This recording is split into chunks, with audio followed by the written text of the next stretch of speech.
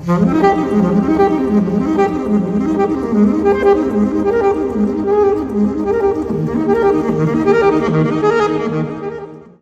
ini kita nyaman banget dengan segi cerita. Pelaku kejahatan seksual ke anak itu orang aneh, orang sakit, atau penyimpangan. Cerita ini kelihatannya masuk akal, dan justru itu masalahnya. Karena cerita ini bikin kita merasa aman. Kalau pelakunya dianggap aneh, berarti kita yang ngerasa normal. Gak perlu mikir apa-apa, gak perlu waspada, dan gak perlu berubah. Padahal riset tunjukin hal yang bikin gak nyaman. Kekerasan seksual ke anak hari ini bukan kejadian langka, dan bukan kerja satu dua orang. Ini masalah sistematik yang tumbuh di ruang digital yang kita pakai tiap hari, dan sering kita anggap aman tanpa pernah benar-benar ngecek. Jadi, ini bukan cuma soal siapa pelakunya.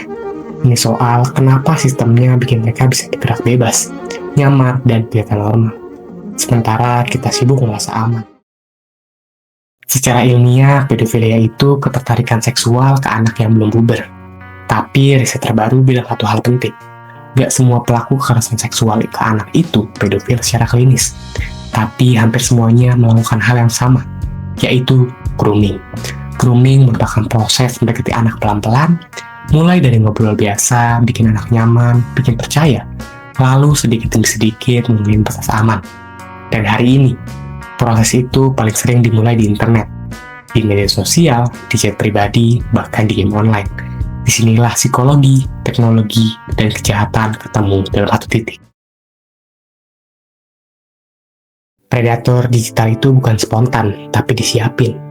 Banyak orang mikir kejahatan ini terjadi karena hilaf atau dorong sesaat. Riset justru bilang kebalikannya. Percakapan antara pelaku dan anak itu punya pola. Pelaku nggak asal ngomong. Mereka bikin diri mereka kelihatan baik, peduli, dan aman.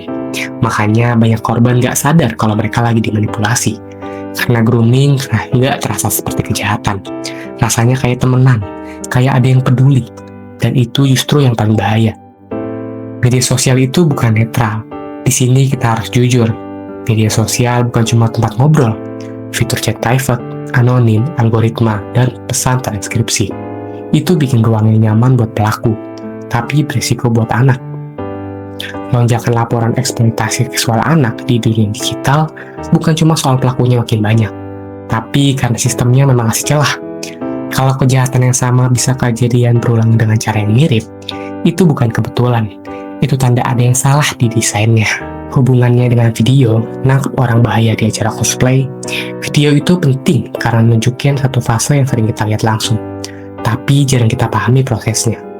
Banyak kasus kekerasan seksual ke anak gak dimulai di dunia nyata, mulainya di online. Dunia nyata cuma fase lanjutan.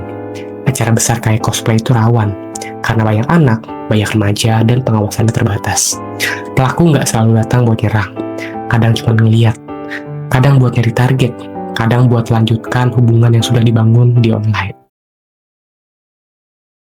Masalah paling besar dalam cara kita membahas isu ini bukan kurangnya kemarahan. Masalahnya adalah rasa aman palsu. Narasi nangkap orang aneh memang bikin lega. Bikin kita ngerasa masalahnya sudah kelihatan, pelakunya jelas. Tapi justru di situ jebakannya. Karena fokus ke individu bikin kita nggak pernah nanya soal sistem. Padahal selama sistemnya sama, cara kerja media sosial yang sama, literasi digital yang sama, asumsi orang dewasa yang sama, pelaku berikutnya cuma soal waktu. Konten konfrontasi di dunia nyata itu penting, tapi tanpa pemahaman soal grooming, publik cuma belajar satu hal, siapa yang harus ditakuti, bukan bagaimana kejahatan ini dibangun pelan-pelan, disamarkan, dan diulangi lagi. Dan di titik ini kita harus jujur, ketidaktahuan bukan kondisi netral, ketidaktahuan adalah celah. Kalau kita terus menganggap kejahatan seksual terhadap anak sebagai masalah orang aneh, kita sebenarnya sedang salah sasaran.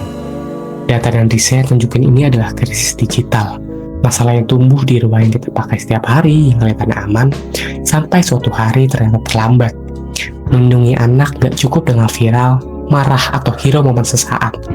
Kalau sistemnya sama, emosi kita cuma hiburan, bukan perlindungan. Kalau kita benar-benar peduli, yang harus dibongkar bukan cuma pelakunya, tapi rasa aman palsu kita sendiri. Dan sistem yang bikin pelaku bisa bergerak santai, seringkali tanpa kita sadari dan tanpa kita pertanyakan. Karena Karena dalam masalah ini, diam dan rasa aman bukan berarti netral. Seringkali itu bagian dari masalah.